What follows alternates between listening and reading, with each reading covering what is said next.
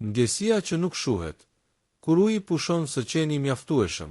Uji është elementi bazë i jetës. Një lëng që ne e konsiderojmë të mirëqen, deri në momentin kur trupi ynë fillon të dërgojë sinjale dëshpërimi. Të gjithë e njohim ndjesinë e etjes pas një vrapimi të gjatë, në një ditë të nxehtë korriku, ose pasi kemi ngrënë diçka pak më të kripur se zakonisht.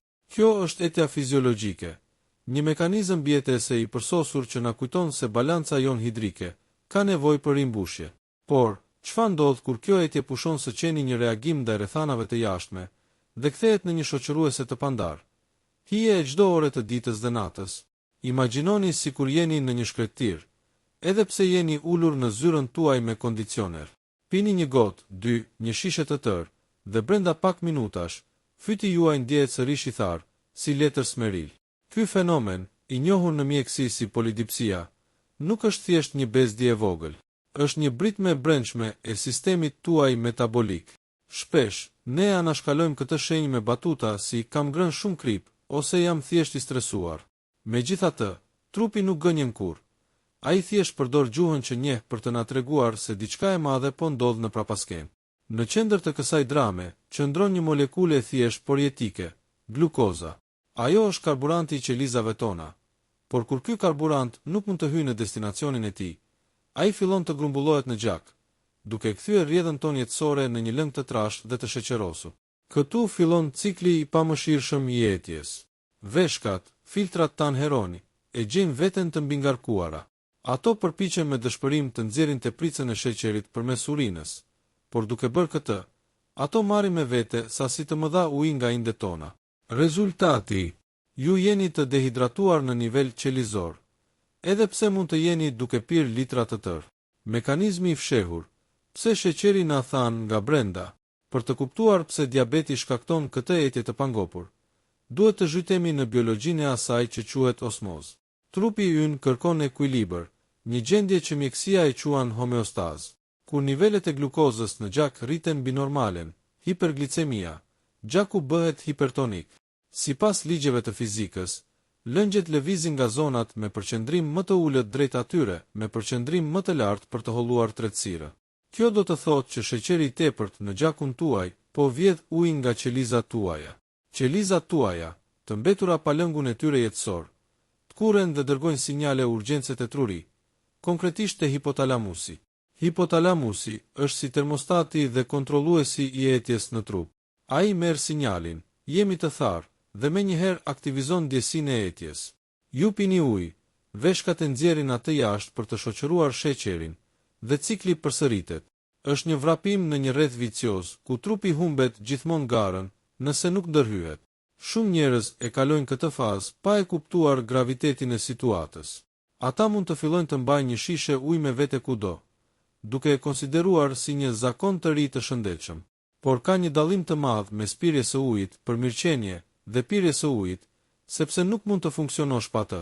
Nëse e gjeni veten duke u zgjuar disa herë natën për të pirë ujë ose për të shkuar në tualet, ky nuk është thjesht një problem i moshës apo i gjumit të parehatshëm. Ky është sinjali i parë i qartë që metabolizmi juaj i karbohidrateve po has në një pengesë serioze. Loja e insulinës, qelësi që nuk hap më dyer.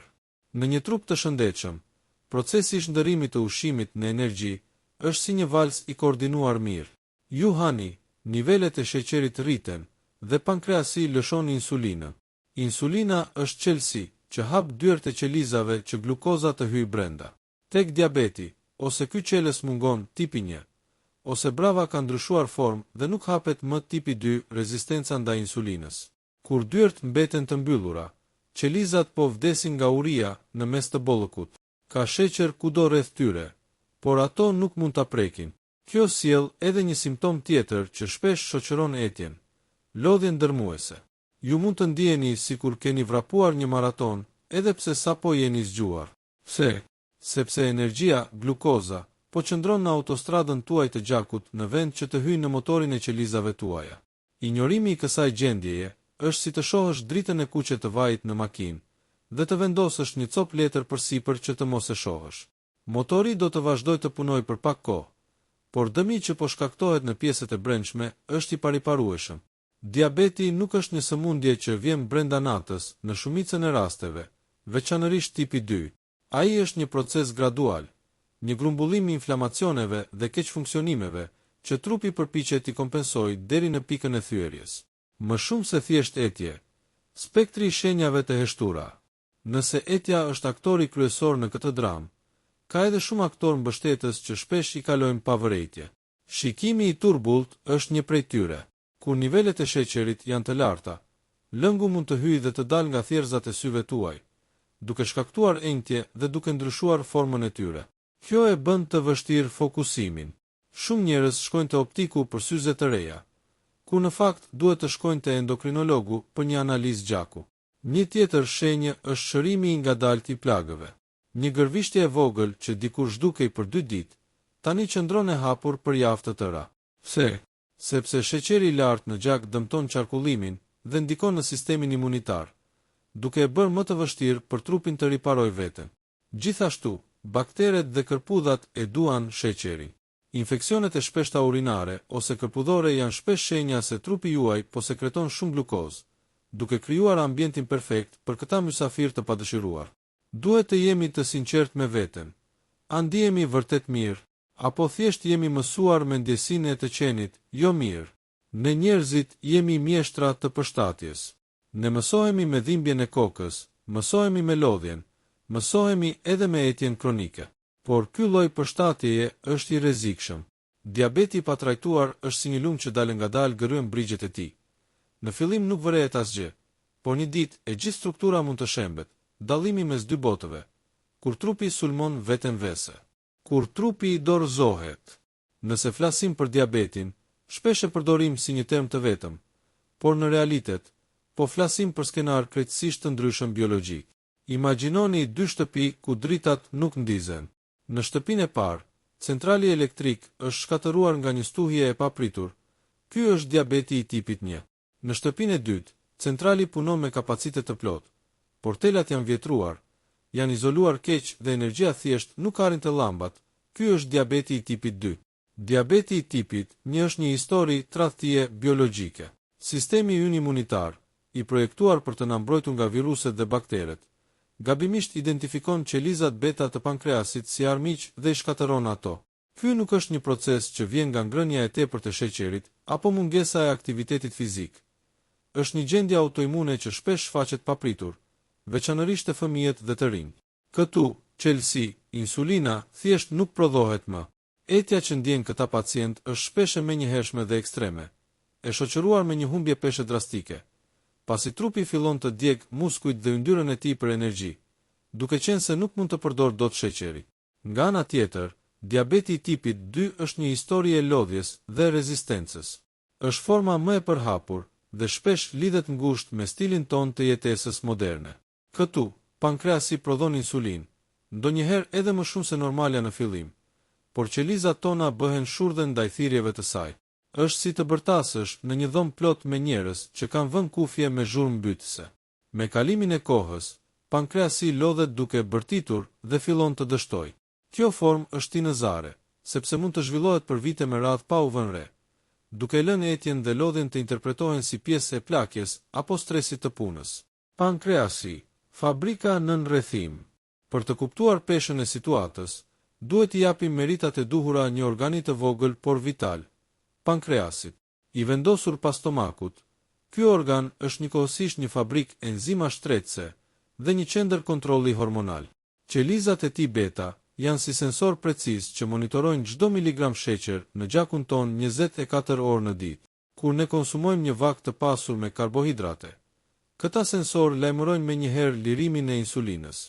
Por në botën e sotme, ku ushqimet e procesuara dhe pijet me sheqer janë kudo, ne po e detyrojmë pankreasin ton të punojë në shizë të pandërprerë. Imagjinoni një punëtor fabrike që i kërkohet të punojë 20 orë në ditë, pa pushim, për vite me radhë. Herët avon, ai do të fillojë të bëjë gabime ose do të dorëzohet plotësisht. Ky burnout i pankreasit është fillimi i fundit për homeostazën e glukozës. Kur qelizat beta fillojnë të vdesin ose të funksionojnë keq, kontrolli mbi sheqerin humbet. Dhe këtu kthehemi te tema jon kryesore, etja. Sheqeri që mbetet i lirë në gjak nuk është thjesht pasiv. Ai është gërryes. Ai dëmton enët e vogla të gjakut, nervat dhe indet. Trupi e di këtë, ndaj tenton ta shpëlaj sistemin. Çdo herë që shkoni të pini ujë me atë ndjesinë e tharjes në fyt, mendoni për pankreasin tuaj që po përpiqet të menaxhojë një situatë që ka dalë jashtë kontrollit. Kurthi i sheqerit të fshehur dhe evolucioni ynë. Një nga arsyet pse etja e tepërt është bërë një alarm kaq i zakonshëm sot, është mjedisi ynë obesogjenik. Biologjikisht, ne jemi ende ata njerëz të shpellave që ishim programuar të ruanim çdo gram energji, sheqer dhe yndyrë, sepse ushqimi ishte i rrallë. Sot, ne jetojmë në një kohë ku energjia është e bollshme dhe e lirë, por trupi ynë nuk ka marrë ende përditësimin e softuerit për të përballuar këtë tepricë. Problemi nuk është vetëm te sheqeri që shohim, ai që hedhim në kafe. Problemi i vërtet qëndron te sheqernat e fshehura në bukë, salca, ushqime të gatshme dhe lëngje frutash natyrale. Këto shkaktojnë goditje të forta glicemie, që e detyrojnë trupin të kërkojë ujë vazhdimisht për të balancuar përqendrimin. Ne po jetojmë në një epokë ku është më lehtë të gjesh një pije të gazuar sesa një burim uji të pastër, dhe kjo pasqyrohet në shëndetin e veshkave tona dhe në ndjesinë tonë të etjes. Shpesh, njerëzit ngatërojnë urin me etjen, ose etje me dëshirën për diçka të ëmbël. Kjo është një tjetër lojë e trurit. Kur qelizat tuaja nuk po marrin sheqerin sepse insulina nuk po punon, truri juaj mendon se ju jeni të uritur. Kështu, ju hani më shumë, sheqeri në gjak rritet edhe më shumë, etja shtohet, dhe ju pini pije me sheqer për ta shuar atë. Është një vdekje e ëmbël që ndodh pik pas pike, got pas gote. Psikologjia e mohimit. Jam thjesht i lodhur. Pse na duhet kaq shumë kohë për të pranuar se etja jon nuk është normale? Përgjigja qëndron te psikologjia njerëzore. Ne kemi një aftësi të jashtëzakonshme për të normalizuar anomalitë. Kam etje sepse ka qenë vap sot. Edhe pse është dimër, po urinoj shpesh sepse po pi shumë ujë. Pa pyetur veten pse po pi kaq shumë ujë në radhë të parë. Jam i lodhur sepse kam shumë punë. Edhe pse keni fjetur 10 orë. Mohimi është një mekanizëm mbrojtës kundër frikës nga diagnoza. Diabeti shpesh shihet si një dënim i përjetshëm, me privime ushqimore dhe gjilpëra. Por kjo frikë është ajo që e bën sëmundjen të rrezikshme. Nëse kapet herët, në fazën e prediabetit, procesi është shpesh plotësisht i kthyeshëm përmes ndryshimeve të thjeshta, por konsistente në stilin e jetesës. Injorimi i etjes nuk e bën problemin të zhduket. Thjesht i jep kohë sheqerit të lartë të shkatërrojë kapilarët e syve tuaj, filtrat e veshkave dhe mbarimet nervore në këmbët tuaja. Efekti domino. Çfarë ndodh pas etjes? Nëse nuk e dëgjojmë trupin kur ai na flet përmes etjes, ai fillon të bërtas përmes simptomave të tjera. Një nga më të zakonshmet është neuropatia.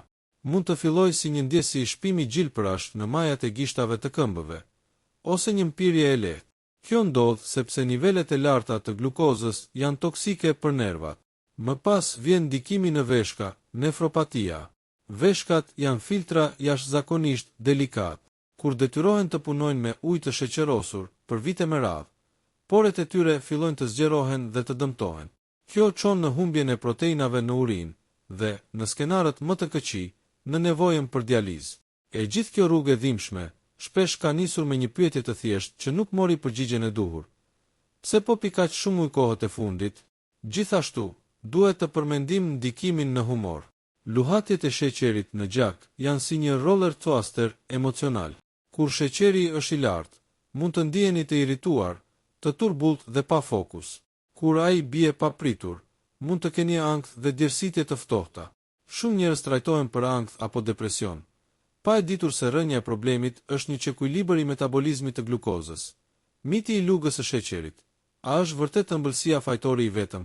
Një nga keqkuptimet më të mëdha që dëgjojmë rreth diabetit është fjalia: unë nuk ha ëmbëlsira, kështu që nuk kam si të kem diabet.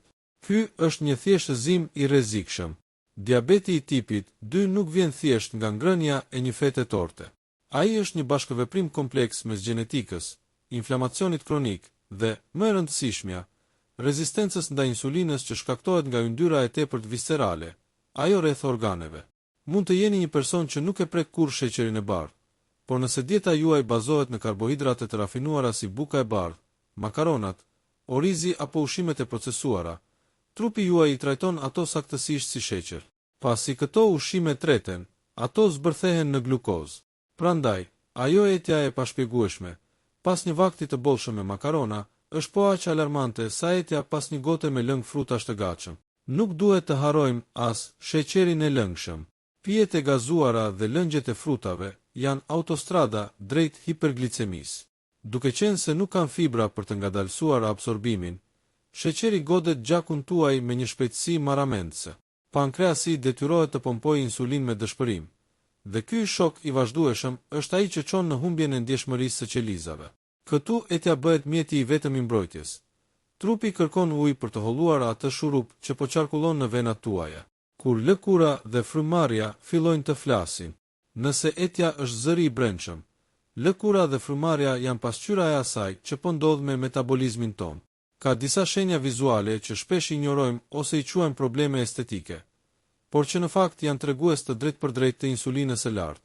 Një prej tyre është acanthosis nigricans. Ky është një term mjekësor për njollat e errta, pothuajse si të pista, që shfaqen rreth qafës, sqetullave apo në zonën e ijeve. Shumë njerëz përpiqen t'i lajnë me forcë ose t'i lyejnë me kremra zbardhues, pa e kuptuar se ato janë një shenjë rezistencës së rëndë ndaj insulinës. Insulina e tepërt në gjak stimulon qelizat e lëkurës të rriten më shpejt se normalisht, duke krijuar këto zona të trasha dhe të errta. Po ashtu, vlen të përmendet aroma e frymarrjes. Në raste të diabetit të patrajtuar, veçanërisht tipit 1, por edhe në raste ekstreme të tipit 2, trupi mund të kalojë në një gjendje të quajtur ketoacidozë.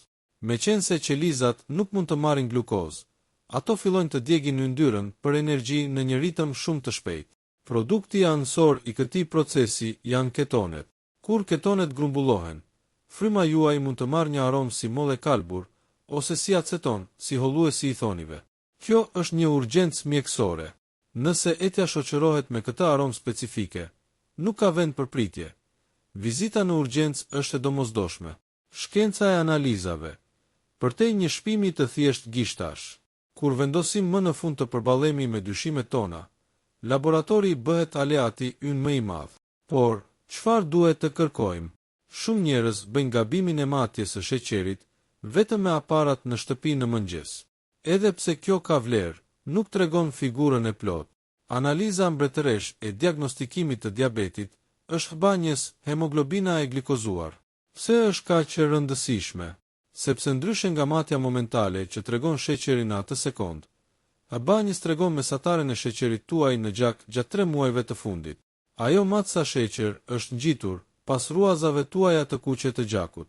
Meqense ruazat e kuqe jetojnë rreth 90-120 ditë, kjo analizë nuk gënjen dot. Ju mund të mbani dietë 2 ditë para analizës, por hbanjes do të tregojë të gjitha mëkatet dhe luhatet e 3 muajve të kaluar. Një tjetër mjet i fuqishëm është testi i tolerancës ndaj glukozës, GATT. Këtu testoni vërtet aftësinë e trupit tuaj për të reaguar nën presion. Pini një lëng shumë të ëmbël në laborator dhe matet se sa shpejt trupi juaj mund ta kthejë sheqerin në nivele normale. Nëse pas 2 orësh nivelet mbeten të larta, kjo do të thotë se sistemi juaj i insulinës është i dëmtuar. Të kuptuarit e këtyre shifrave na jep pushtetin për të vepruar përpara se dëmi të bëhet i pakthyeshëm. Dritarja e artë, prediabeti si një mundësi e dytë. Lajmi i mirë në gjithë këtë histori është ekzistenca e një faze gri të quajtur prediabet. Kjo është gjendja ku nivelet e sheqerit janë më të larta se normalja, por jo ende aq të larta sa për të klasifikuar si diabet i tipit 2. Nëse jeni në këtë fazë dhe keni ndjer etjen e tepërt, jeni me fat. Pse? Sepse kjo është pika ku ju mund ta ktheni mbrapsht procesin. Ndryshe nga sa beson shumica, diabeti i tipit 2 nuk është gjithmonë progresiv dhe i pashmangshëm. Me një ndryshim rrënjësor të dietës, ulja e karbohidrateve, aktivitet fizik dhe rënje në peshë, ju mund t'i ktheni qelizat tuaja në gjendjen ku ato e dëgjojnë sërish insulinën. Imagjinojeni prediabetin si një dritë të verdhë në semafor. Ajo po ju thot, ngadalë so, nëse vazhdon me këtë shpejtësi, do të përplasesh. Shumë njerëz e injorojnë dritën e verdhë dhe shkelin gazin, duke menduar se do t'ia dalin. Por në shëndetin metabolik, fizika është e pamëshirshme. Trupi ka një kapacitet të kufizuar për të përballuar abuzimin, para se veshkat dhe enët e gjakut të fillojnë të dorëzohen. Kur ankthi maskohet si etje dhe anasjelltas. Jetojmë në një kohë ankthi. Shpesh, ndjesia e gojës së tharë është një simptom klasike e stresit kronik. Kur jemi në gjendje lufti ose ikjeje, fikt or flikt, trupi ynë devion lëngjet dhe energjinë drejt muskujve, duke tharë mukozën e gojës. Megjithatë, ka një lidhje tinëzare me stresit dhe diabetit. Kur jemi të stresuar, trupi ynë lëshon kortizol. Kortizoli ka një detyrë kryesore: të rrisë sheqerin në gjak që ne të kemi energji për të luftuar rrezikun, edhe nëse rreziku është thjesht një email nga shefi. Nëse jemi të stresuar vazhdimisht, nivelet tona të sheqerit qëndrojnë lart, gjë që çon në rezistencë ndaj insulinës dhe në fund te ajo etja e famshme. Prandaj, shpesh nuk është ose njëra ose tjetra. Stresi mund të jetë nxitësi që e kthen një predispozit gjenetike në një sëmundje aktive. Të mësosh të menaxhosh stresin nuk është thjesht një këshill wellness, është një strategji mbijetese për pankreasin tuaj. Një trup në qetësi e proceson sheqerin shumë më mirë se një trup në gjendje alarmi. Gjumi dhe sheqeri, aleanca e heshtur e natës. Shumë njerëz fokusohen te ajo që hanë dhe sa lëvizin, por harrojnë një shtyllë kritike, gjumin. Lidhja mes mungesës së gjumit dhe etjes kronike, përmes diabetit, është shkencërisht e vërtetuar dhe rrëqethëse. Kur ju nuk flini mjaftueshëm, trupi juaj e interpreton këtë si një gjendje krize. Si kundërpërgjigje, ai rrit nivelet e kortizolit dhe adrenalinës, hormonet e stresit që urdhërojnë mëlçin të lëshojë më shumë glukozë në gjak për t'u mbajtur zgjuar dhe gati për luftë. Vetëm një natë me gjumë të keq, më pak se 4-5 orë, mund të rrisë rezistencën ndaj insulinës deri në 25 i të nesërmen. Kjo do të thotë se edhe nëse hani shëndetshëm, trupi juaj po operon me një sistem të dëmtuar. Nëse kjo bëhet kronike, ju jeni duke ftuar diabetin në derë. Ajo etja që ndjeni në mëngjes pasi keni qëndruar zgjuar deri vonë, nuk është vetëm nga kafeja. Është trupi juaj që përpiqet të menaxhojë përmbytjen e sheqerit që ndodhi ndërsa ju ishit duke parë ekranet. Gjithashtu, ekziston një cikël mizor. Sheqeri i lartë në gjak ju bën të urinoni shpesh natën, gjë që prish gjumin, e cila nga ana tjetër rrit sërish sheqerin. Thyerja e këtij cikli kërkon disiplinë jo vetëm në pjatë, por edhe në dhomën e gjumit. Gjumi cilësor është ilaçi i falas që rregullon ndjeshmërinë e receptorëve të insulinës, duke ulur nevojën e trupit për të kërkuar ujë në mënyrë të dëshpëruar. Mikrobioma, truri i dytë që kontrollon etjen. Një fushë e re dhe emocionuese e mjekësisë është studimi i mikrobiomës së zorëve, triliona baktere që jetojnë brenda nesh. Shkenca po zbulon se përbërja e këtyre baktereve luan një rol kyç në atë se si ne e procesojmë sheqerin. Një mikrobiom e pashëndetshme, e ushqyer me ushqime të procesuara dhe mungesë fibrash, prodhon substanca që nxisin inflamacionin sistematik. Ky inflamacion fik sinjalet e insulinës. Kur mikrobioma juaj është jashtë ekuilibrit, ju keni më shumë dëshirë për ëmbëlsira dhe ndjeni më shumë etje, sepse bakteret e këqija po drejtojnë anijen. Duke shtuar ushqime të fermentuara, si kosi apo turshit e shtëpisë, dhe shumë fibra nga perimet, ju ndryshoni mjedisin tuaj të brendshëm. Një zorë e shëndetshme do të thotë një glicemi më e stabilizuar, dhe rrjedhimisht, një ndjesi etjeje që kthehet në normalitet. Muskujt si sfungjer për glukozën. Nëse insulina është çelësi për të hapur qelizat, aktiviteti fizik është dera e pasme që mbetet gjithmonë e hapur. Kur muskujt tuaj kontraktohen gjatë ecjes, vrapit apo palestrës, ata kanë aftësinë të thithin glukozën nga gjaku, edhe pa pasur nevojë për shumë insulinë. Ky është një zbulim revolucionar për çdo që vuan nga etja e shkaktuar nga diabeti. Nuk keni nevojë të bëheni atlet olimpik. Edhe një ecje 15 minutëshe pas vaktit kryesor mund të ulë ndjeshëm pikun e sheqerit në gjak. Sa më shumë masë muskulore të keni në mënyrë të arsyeshme, aq më shumë depo keni për të ruajtur sheqerin në formë glikogjeni, në vend që ai të qarkullojë lirisht në gjak duke dëmtuar veshkat dhe duke u tharë fytin. Lëvizja është, në sensin më literal të fjalës, mjekësi metabolike. Strategjia e pjatës, si të ham pa u tharë. Për të menaxhuar etjen dhe diabetin, duhet të rimendojmë arkitekturën e vaktit tonë. Harroni dietat ekstreme që zgjasin 2 javë. Na duhet një model i qëndrueshëm. Një rregull i thjeshtë por i fuqishëm është rregulli i pjatës. 1-2 e pjatës. Perime të gjelbra, spinaq, brokoli, sallat, lakër. Këto ofrojnë fibra që ngadalsojnë përthithjen e sheqerit. 1/4 e pjatës. Proteina cilësore, mish pule, peshk, vezë, thjerza. Proteinat rrisin gopjen dhe stabilizojnë insulinën. 1/4 e pjatës, karbohidrate komplekse, patate e ëmbël, oriz integral, quinoa, ose fruta me indeks të ulët glicemik. Dhe një sekret i vogël, rendi i ngrënjes ka rëndësi. Nëse hani fillimisht perimet, pastaj proteinat dhe në fund karbohidratet, rritja e sheqerit në gjak do të jetë shumë e butë se sa po t'i hani të gjitha bashk ose karbohidratet të para. Kjo teknikë e thjesht mund të shpëtoj pankreasin tuaj nga sforcimi i panevojshëm. Uji, mik apo armik? Në kontekstin e diabetit, duhet të bëjmë një dallim të madh. Pirja e ujit është e domosdoshme, por uji nuk e kuron diabetin. Ai thjesht ndihmon veshkat të nxjerrin tepricën. Megjithatë, duhet të jeni të kujdesshëm me atë që quhet etja e rreme. Shpesh, trupi kërkon ujë sepse sheqeri është i lartë, por ne japim lëngje frutash ose pije sportive për t'u hidratuar. Ky është gabimi fatal. Nëse keni etje të pashpjegueshme, pini vetëm ujë të thjesht ose çajra bimor pa sheqer.